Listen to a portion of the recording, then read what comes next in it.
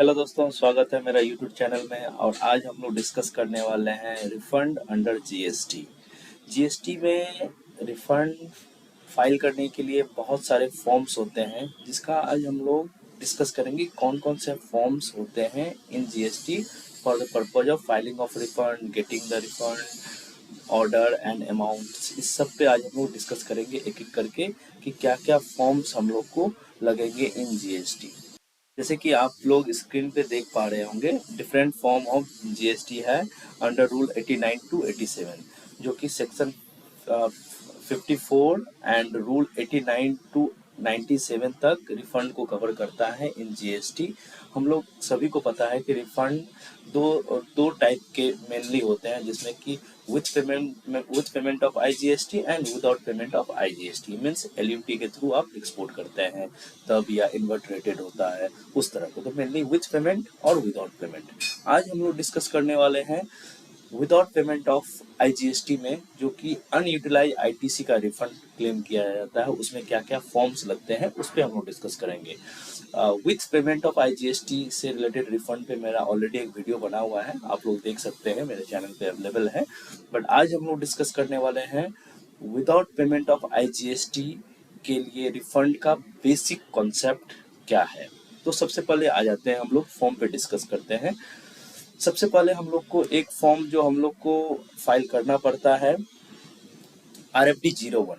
RFD 01 में क्या होता है, अप्लीकेशन फॉर रिफंड। सबसे बेसिक पहला फॉर्म यही होता है कि आप रिफंड अप्लीकेशन जो फाइल करते हैं वो फॉर्म RFD 01 में फाइल करते हैं।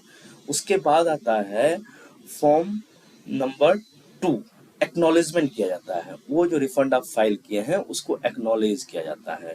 हाँ, इस बीच में एक जो है RFD 01 मैनुअल फाइल भी किया जाता था।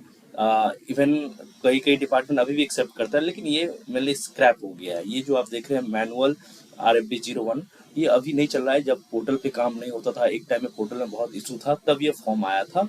बट एज ऑफ नाउ ये क्लोज हो गया है, तो ये अवेलेबल नहीं है।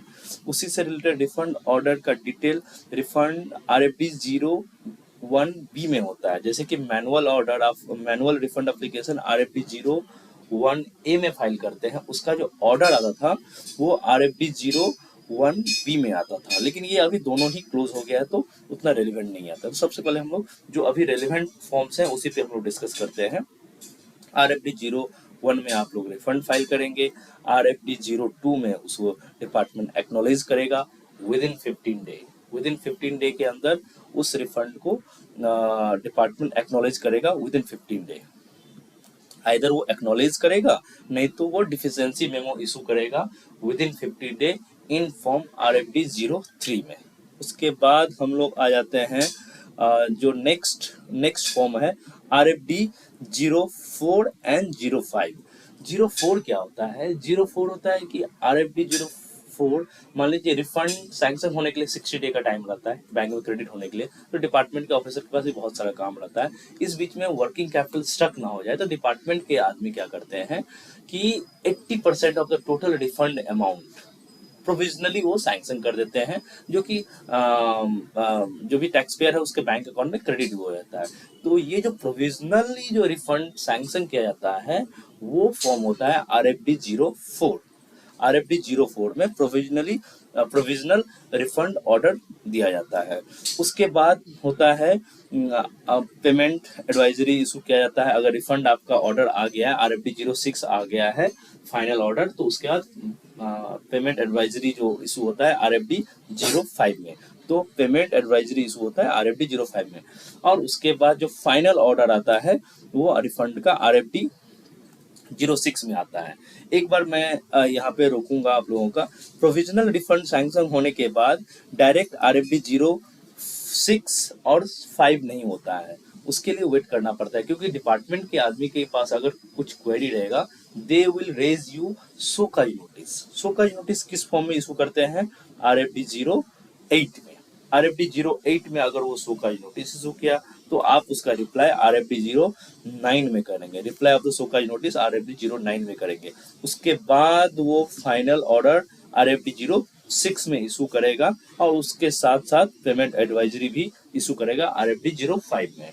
हाँ, RFD07 जो होता है, मान लीजिए कुछ आपके रिफंड को कुछ होल्ड करना है, उनको अभी सैंक्शन नहीं करना है, होल्ड करना है, या कुछ आपका लायबिलिटी वाले से पेंडिंग है, उससे रिलेटेड उस रिफंड को होल्ड करके रखना है, तो विथ होल्डिंग रिफंड या release of the with held refund, इससे रिलेटेड जो भी होते हैं वो RFD07 में आते हैं।